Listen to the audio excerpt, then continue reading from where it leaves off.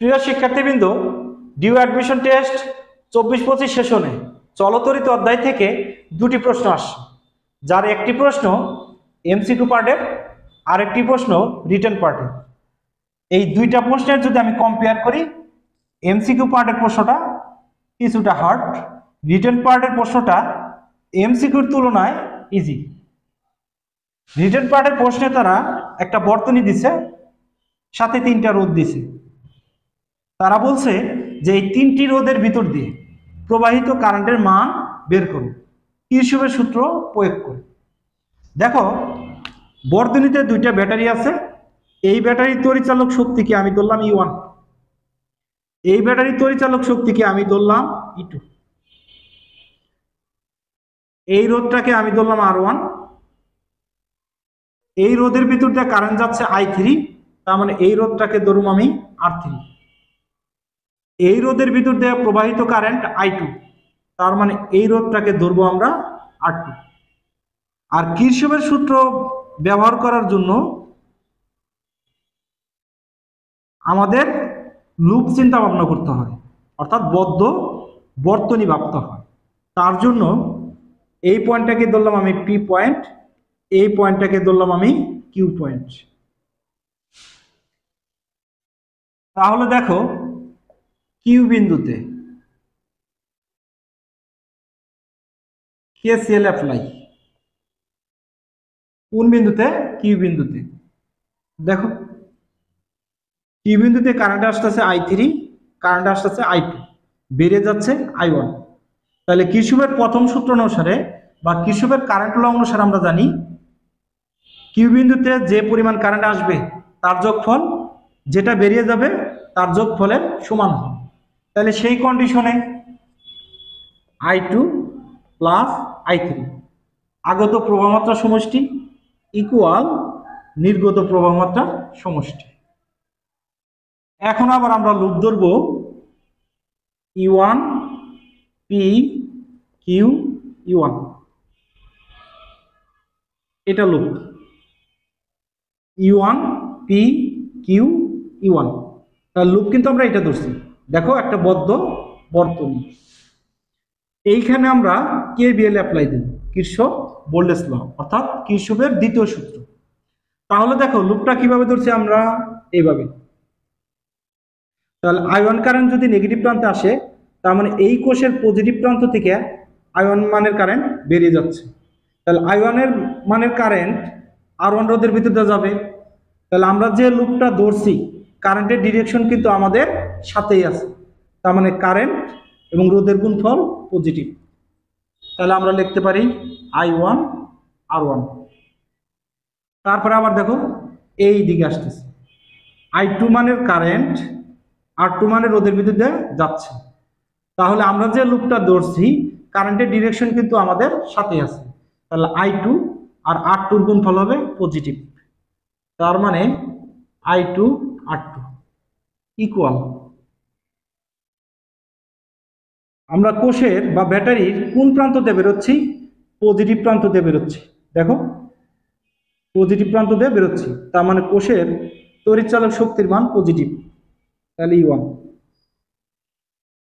তাহলে R1 এর মান আসলে 2I1, R2 এর মান হচ্ছে 2I2, E1 এর মান হচ্ছে হলো আমাদের 50। I1 ইকুয়াল কত জানি আমরা? এটা 2I2 plus I3, 2I2 equal কত? 50।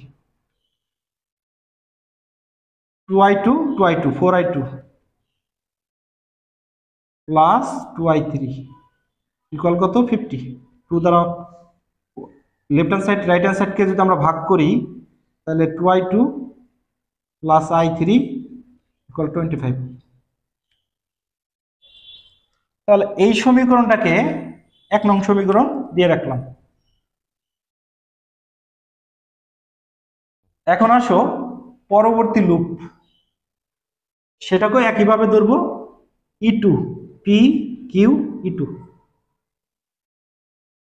E2 P Q E2।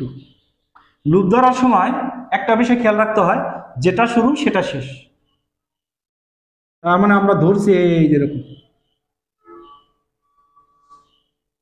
তাহলে দেখো আমরা যদি এইভাবে ধরি লুপটা, তাহলে I2 মানে কারেন্ট, আমরা যেদিকে লুপ ধরছি সেই দিকে আছে, তার মানে I2 R2 এর গুণফল হবে পজিটিভ। তাহলে I2 R2। তারপরে অপশন দেখো, এখান থেকে কি মানে কারেন্ট আসতেছে I3, কিন্তু আমরা লুপ ধরছি তার বিপরীতে, তার মানে I3 আর R3 এর গুণফল হবে নেগেটিভ, ইকুয়াল। এবার দেখো লুপ যেহেতু আমরা এইদিকে ধরছি, ব্যাটারির কোন প্রান্ত দিয়ে বেরোচ্ছি আমরা, নেগেটিভ প্রান্ত, তার মানে এই ব্যাটারির তড়িৎচালক শক্তির মান হবে নেগেটিভ। তাহলে মাইনাস E2, R2 এর মান 2, 2I2, R3 এর মানও 2, 2I3, মাইনাস 20। তাহলে সেই কন্ডিশনে এটাকে দিলাম আমরা 2 নম্বর। এবার আসো যে এখানে 2I2, এখানেও 2I2, তার মানে এইখান থেকে যদি আমি এটাকে বিয়োগ করি, 2 নং মাইনাস 1, বিষয়টা আসতেছে 2I2, 2I3 minus 20, 2I2 plus I3 25। এখন কি করবো আমরা, বিয়োগ, তার মানে এখানে মাইনাস, এখানে মাইনাস, এটা minus, 2I2 plus minus 2I2, তাহলে বিয়োগ করলে কি শূন্য হয়। এবার আসো এটা মাইনাস 2I3 বিয়োগ করলে মাইনাস I3, তার মানে আসতে আসতে আমার মাইনাস 3I3, 25, মাইনাস মাইনাস উঠে যায়, 45কে 3 দ্বারা ভাগ করলে 15 অ্যাম্পিয়ার। তার মানে বিষয়টা একটু খেয়াল করো যে I3 মান হচ্ছে 15 অ্যাম্পিয়ার।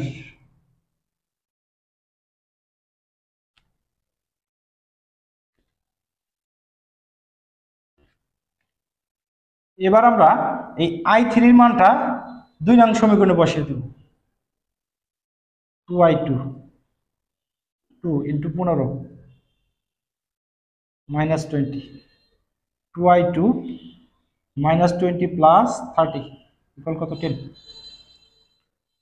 সুতরাং I2 ইকুয়াল কত, 5 অ্যাম্পিয়ার, 5 অ্যাম্পিয়ার। ওকে, এবার I2 এবং I3 মান পাইছি আমরা, তাহলে I2 এর মান কত, 5, I3 এর মান 15, তাহলে I1 এর মান আসতেছে আমাদের 20 অ্যাম্পিয়ার।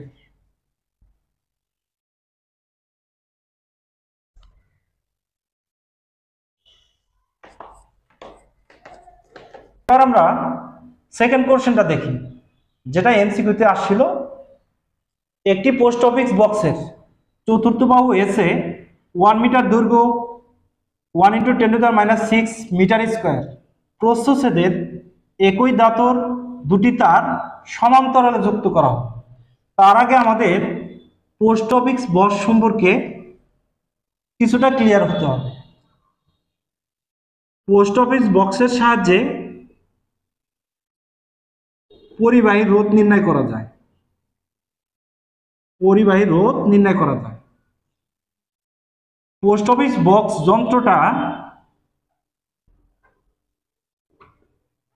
হুইটস্টোন ব্রিজের সাম্যাবস্থার নীতি অবলম্বন করে পরিবাহী রোধ নির্ণয় করা হয়। হুইটস্টোন ব্রিজের সাম্যাবস্থার নীতির অর্থই হলো সেখানে যে গ্যালভানোমিটার থাকে সেই গ্যালভানোমিটারের ভিতর দিয়ে কোনো কারেন্ট যায় না। তাহলে প্রথমে আমাদের কি করতে হবে, হুইটস্টোন ব্রিজটা অঙ্কন করতে হবে।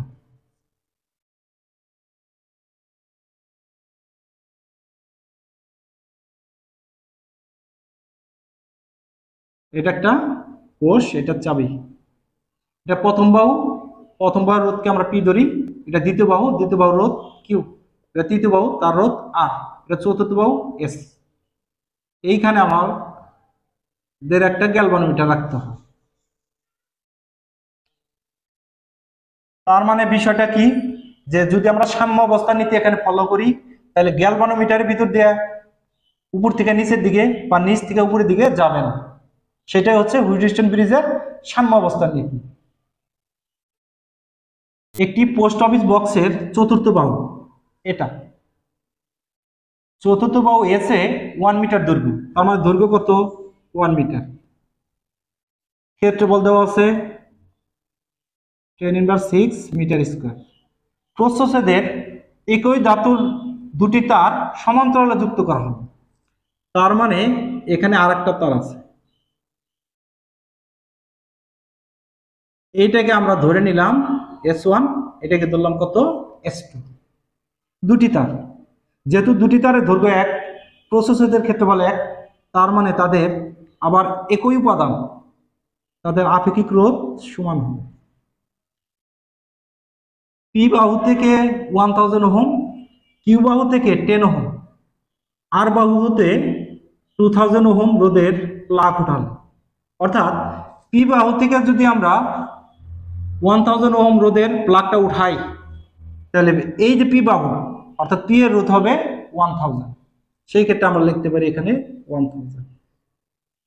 কিউ বাহু থেকে উঠানো হয়েছে 10 ওহম, তাহলে কিউ বাহুর রোধ হচ্ছে 10 ওহম। আর বাহু থেকে উঠানো হয়েছে 2000, তাহলে 2000 ওহম। রোধের প্লাগ উঠালে গ্যালভানোমিটারের কাটা শূন্য বিক্ষেপ দেয় তারের উপাদানের আপেক্ষিক রোধ। কোন তার? এই যে দুইটা, যে দুইটাকে সমান্তরাল রাখা আছে, সেই দুইটা তারের আপেক্ষিক রোধ আমাদের বের করতে বলছে। তাহলে দেখো প্রথমে যে কাজটা করব, এই দুইটা পরস্পরের সাথে কিভাবে আছে সমান্তরাল, সেই সমান্তরাল অবস্থায় তুল্য রোধ হলো আমার এস। যেহেতু গ্যালভানোমিটার কাটা শূন্য বিক্ষেপ দেখায়, তার মানে গ্যালভানোমিটারের বিদ্যুতে কোনো কারেন্ট যাবে না, আসবে না। তখন আমরা বলতে পারি প্রথম বাহুর রোধ বাই দ্বিতীয় বাহুর রোধ, তৃতীয় বাহুর রোধ বাই চতুর্থ বাহুর রোধ। তাহলে চতুর্থ বাহুর রোধ Q R by P. Q আছে আমাদের 10, আর আছে 2000, পি আছে আমার 1000। কাটাকাটি করলে চতুর্থ বাহুর তুল্য রোধ এস এর মান হয় 20 ওহম।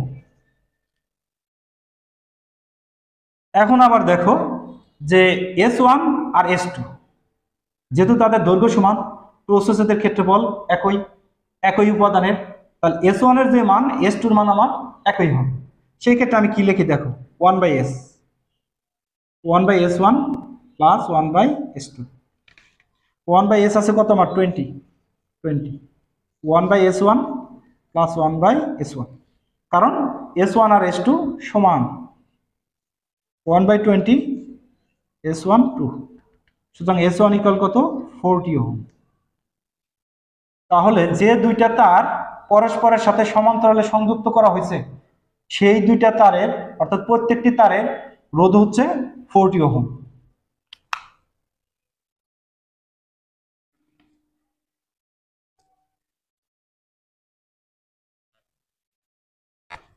এই ক্ষেত্রে আমরা লিখতে পারি আর রো এল বাই কত আমাদের এ। তাহলে এই রোধটা কোনটা আমার S1, রো এল বাই কত আমার এ। কি বের করতে বলছে? আপেক্ষিক রোধ S1A বাই এল। S1 40, তাহলে 1 × 10⁻⁻6, L 1, তাহলে 40 × 10⁻⁻6 ওহম মিটার। যে দুইটা তার সমান্তরালে যুক্ত করা হয়েছিল, সেই দুইটা তারের উপাদানের আপেক্ষিক রোধ হচ্ছে 40 × 10⁻⁻6 ওহম মিটার, অথবা তুমি বলতে পারো 4 × 10⁻5 ওহম মিটার।